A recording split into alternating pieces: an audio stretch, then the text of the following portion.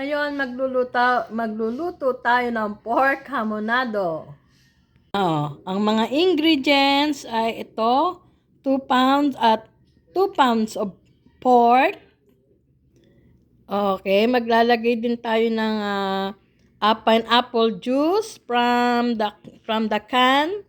Ito, pineapple from the pineapple tidbits.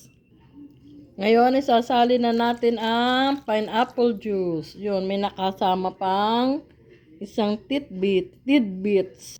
Ngayon, isa-set aside muna natin yung mga pineapple tidbits. Dahil kailangan natin to mamaya tomorrow na kasi overnight nating imamarinate ang pork. So yan, set aside muna natin ang mga pineapple tidbits.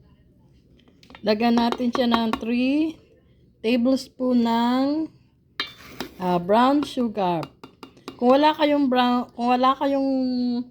brown sugar, pwede rin ang white sugar. Atin siyang i-mix na mabuti. Marinate natin to for like the whole night. At bukas natin ito lulutuin. Yan. Lagyan din natin siya ng 1/4 cup of soy sauce.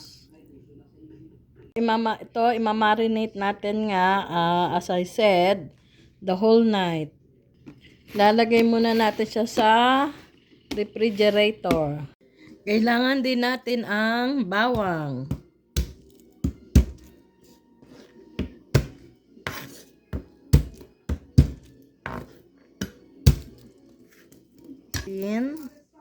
Ng maliliit.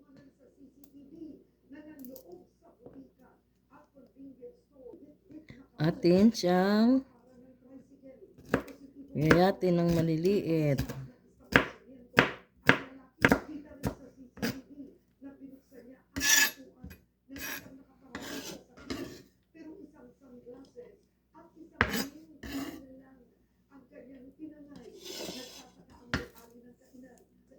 Tapos, kailangan din natin ang onions. Atin din siyang gayatin.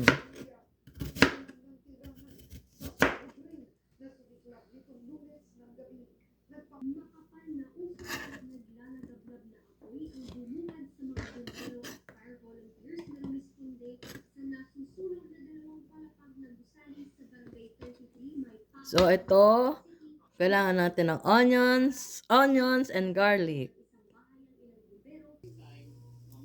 Oil. Ito, umpisahan na natin siya iluto. Lagyan natin ng oil.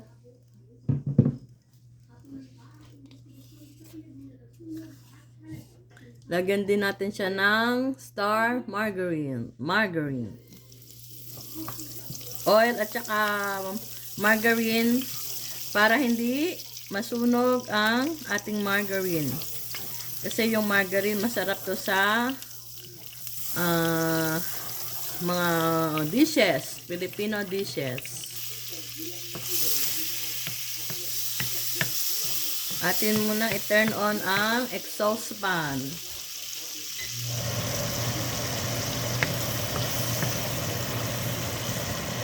Garlic.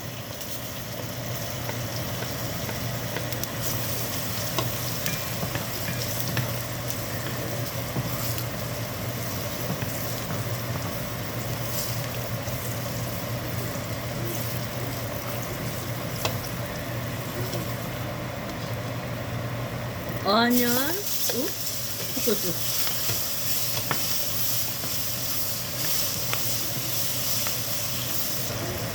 Tapos, lalagay natin yung ating marinate na karne na pork, baboy. Huwag muna natin isasama ang kanyang sauce.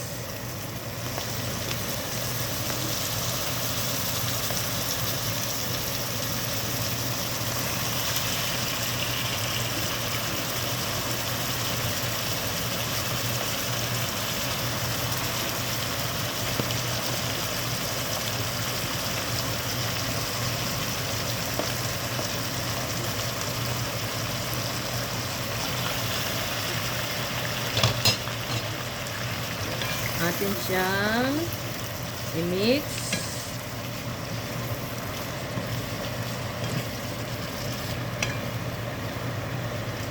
Atin muna siyang ano bang tawag? Sangkutsahin.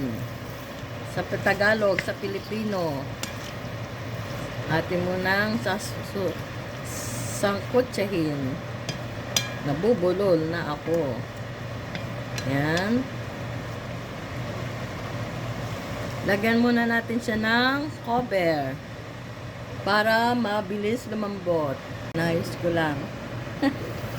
Ayan siya. Nagkulo-kulo na.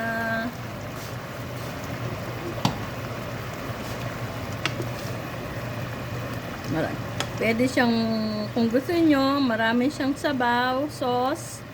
Gusto naman, igahin.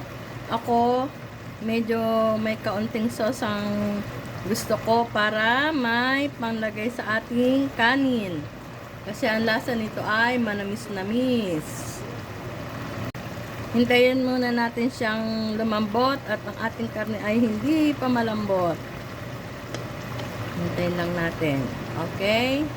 Siguro mga 10 more minutes. Ngayon, lagay na natin ang ating pineapple tidbits.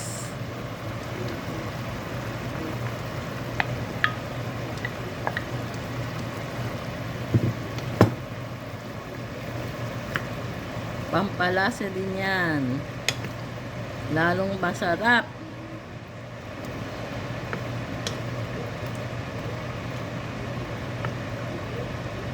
Okay, pakuluin natin siya. Oops. Takpan natin. Ito, luto na ang ating pork hamonado.